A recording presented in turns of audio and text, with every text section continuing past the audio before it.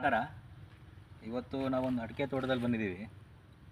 ಈ ತೋಟದಲ್ಲಿ ಈ ರೀತಿಯ ಒಂದು ಶಂಕದ ಹುಳಗಳು ಸುಮಾರಿದೆ. ಇದು ನೋಡಲಿಕ್ಕೆ ಸಾಮಾನ್ಯ ಚೆನ್ನಾಗಿದೆ ಅನಿಸುತ್ತೆ. ಅದರಿಂದ ಏನೂ ಸಮಸ್ಯೆ ಇಲ್ಲ ನಾವು ರೈತರು ಅಂತಾರೆ.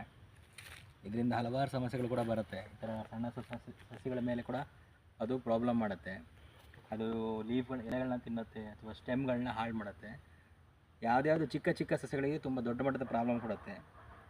ಆಮೇಲೆ ಇದು ತುಂಬ ಮೊಟ್ಟೆಗಳನ್ನ ಇಡೋದ್ರಿಂದ ಇದು ಕಂಟ್ರೋಲ್ ಮಾಡೋದು ಕಷ್ಟ. ಇದನ್ನು ಆರ್ಗ್ಯಾನಿಕ್ ಮೆಥಡಲ್ಲಿ ಕೆಲವು ಸಲ ಕಂಟ್ರೋಲ್ ಮಾಡಬಹುದು, ಕೆಲವು ಸಲ ಕೆಮಿಕಲ್ ಕೂಡ ಬಳಸಿ ಕಂಟ್ರೋಲ್ ಮಾಡಬಹುದು.